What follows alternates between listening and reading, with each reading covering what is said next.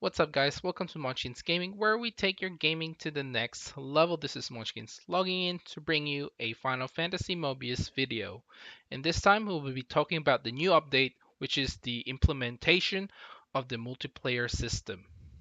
In the multiplayer system, technically there are three different quests.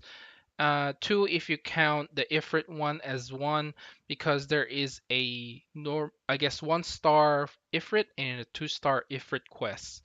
There is also a 1-star Tyro quest, which you can choose as well.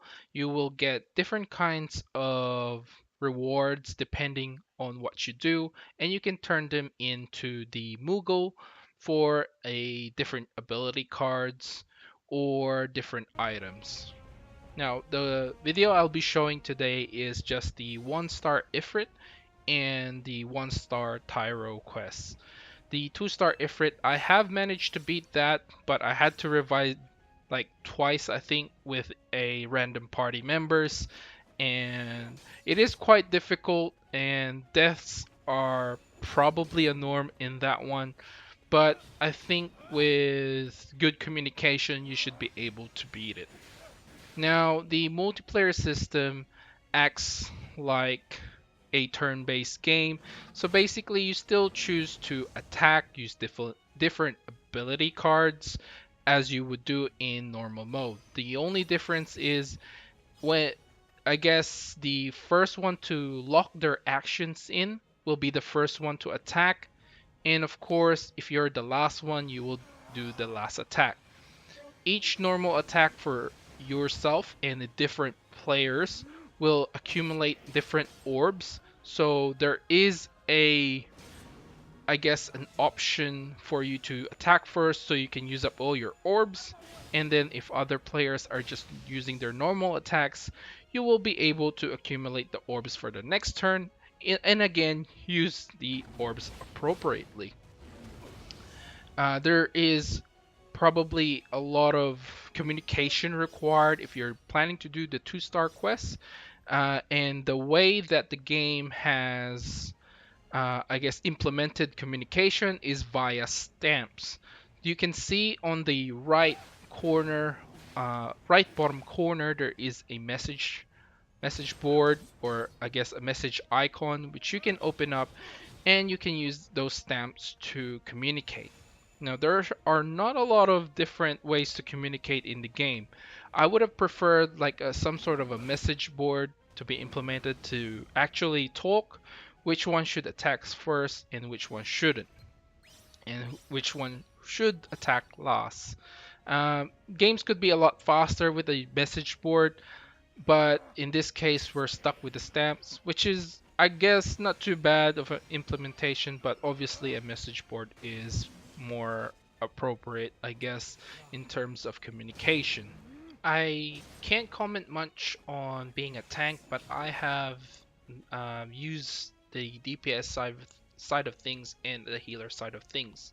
And as a healer, if you do have ability cards to buff or heal, you will automatically buff and heal the entire party if you use them. So use those life orbs wisely. It is still random, but if you're a healer, there is a chance for you to get more life orbs, I guess. I know the red mage has some sort of ability to make sure that there is a higher chance for the red mage to get the life orbs. Of course, as a DPS, you should be careful when to attack, when to use your ability cards as well. But as for the DPS part of things, it's probably the easiest part.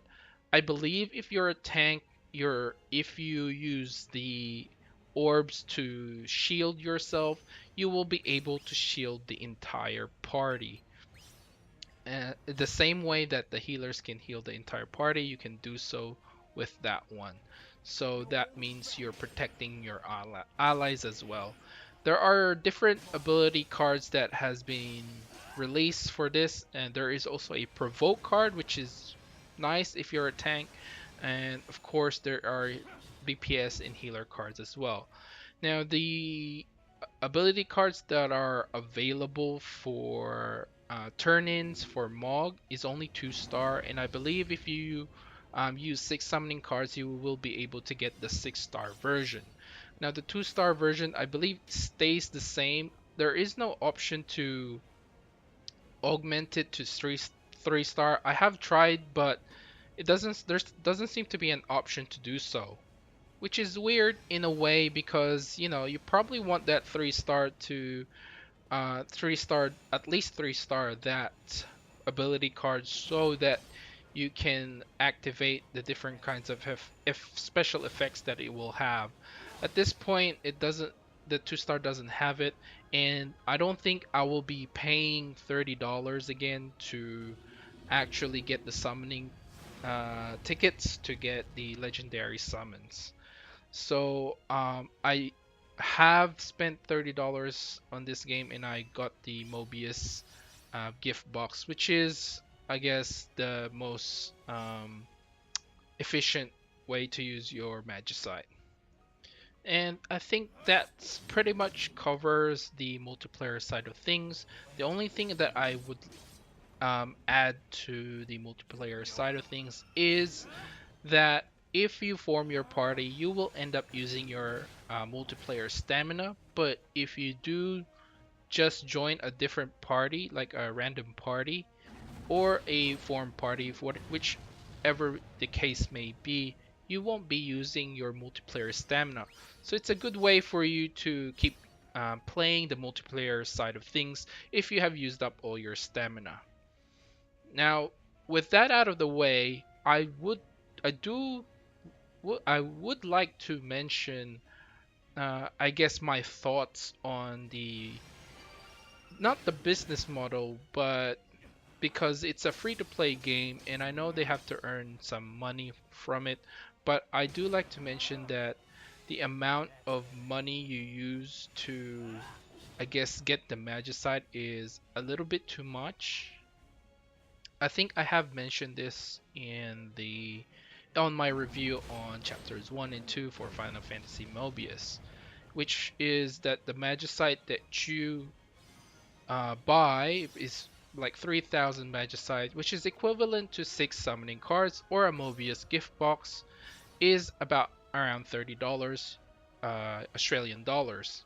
So basically, the games here in Australia cost about $70 to $100 depending on what type of game you're buying. If it's a new release game, and most likely it will be about $99, and if it's a I guess a little bit older game, you will go in the $70 to $80. So basically, what I'm trying to say is $30 to spend on Magicite is equivalent to basically buying one job card. That job card is random, so there is no way for you to know that you will get the job that you want, which is a little bit of RNG in a way, which is kind of annoying. I did try to play this as a free player, and the when I used my summoning cards, basically the ones that I got for free, and obviously the magicites that I've earned, basically 100 every 17 and a half hours, basically turned out I just got a mage card, which is not something I wanted. Now, granted, you won't get the same job card, but there are about more than 10 jobs currently out. So the chances of you getting the job that you want is pretty slim.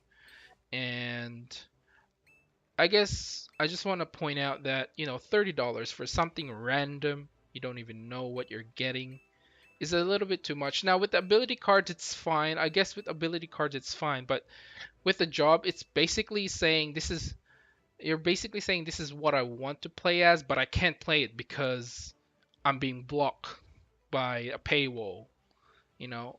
And it turns out if you get like a job that you don't want, like a warrior, maybe, and like a Dark Knight is probably better than the warrior. You know what I'm saying? So I guess at this point there isn't like a strong job, but there are the job that you would prefer to play. Like I got lucky after I spent that $30. I told myself, hopefully that I will get the red mage at least. In the end, I did get it, and I had to start grinding again for different skill seeds, which is fine. That's acceptable for myself. But like I said, it's all random. I hope that Square Enix thinks about this model, or just decrease the amount of summoning cards you need for the job card, because it's a pretty steep price to pay for you to be able to play the job that you want. Or at least there should have been an option to play the job that you want in the first place. I know with new releases they should be in the cash shop because that's how free to play games are. But $30 is a bit steep for me. It's basically a third of a game that you can buy in your retail store. I just wish there was some way for us to, um, I guess, earn the Magicite apart from waiting 17.5 hours for just 100 Magicite. I hope there will be some sort of regular event or regular dungeon which we can earn some Magicite or just earn the summon card, which is fine. This way, it would balance out a little bit between players who can afford paying a lot of money and gamers who are playing for free and just want to try it out and see if they will invest some money on it. Not a lot of people have a lot of money, so hopefully they will implement some kind of dungeon in the future patches.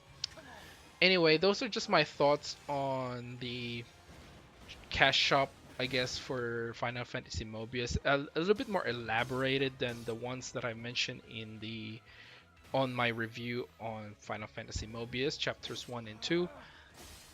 But I thought that seeing that this video is a little bit longer than I thought it was gonna be, I want to express my thoughts on the cash shop for the game.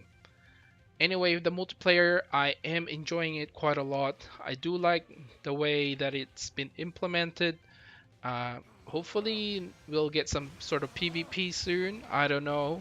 I don't really follow the Japanese version, but if there is some sort of PvP, that would be nice too. I'll just be interested in how they would implement that one. But multiplayer wise for PvE, it's kind of fun to play around and sort of trying to communicate to your teammates as well. Anyway, those are my thoughts on the multiplayer and the cash shop. Um, Look, guys, click like, subscribe, and share this video if you find it helpful at all.